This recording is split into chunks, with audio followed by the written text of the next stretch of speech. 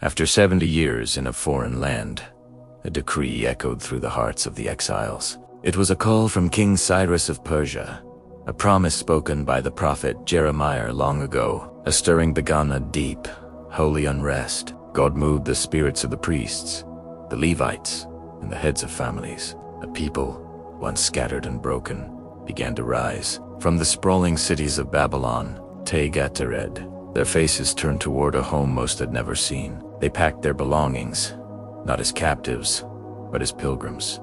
The journey ahead was long, but hope was their guide.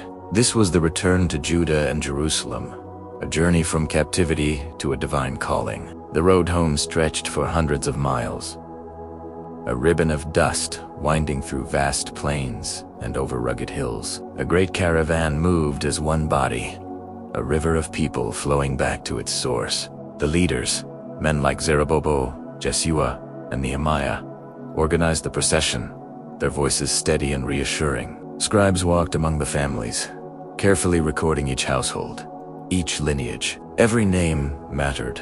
They were not a faceless crowd, but a community being reformed, one step at a time.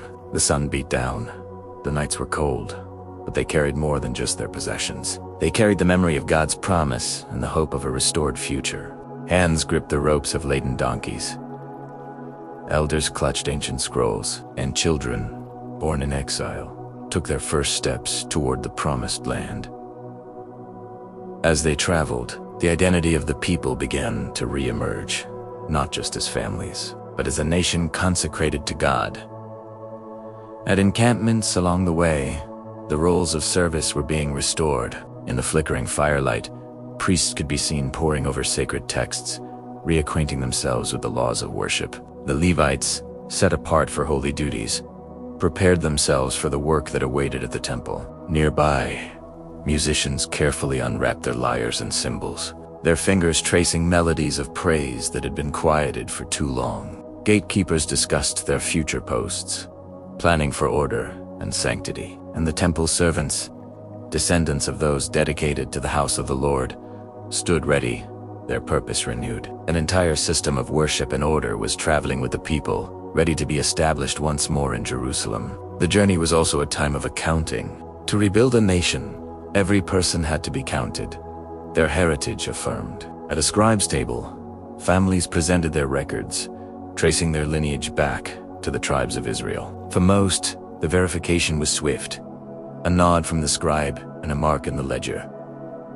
But for others, there was a pause. Some priestly families could not find their genealogical records. Their claims were set aside respectfully, awaiting a final word from a high priest guided by God.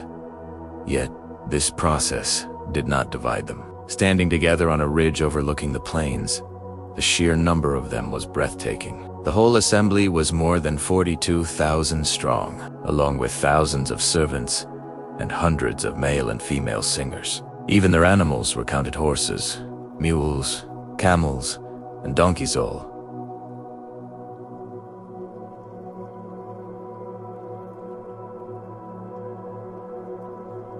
Part of this great migration of faith, unity was being forged not just by a shared past, but by a shared destination. Then, at last, it appeared on the horizon.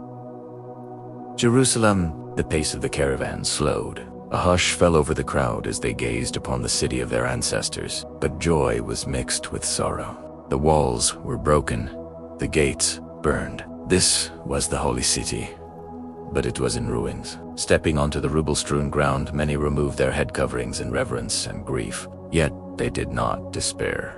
Their resolve was as firm as the ancient stones beneath their feet. They went straight to the site of the house of God. There, the leaders of the families stepped forward, not by command, but from their own hearts.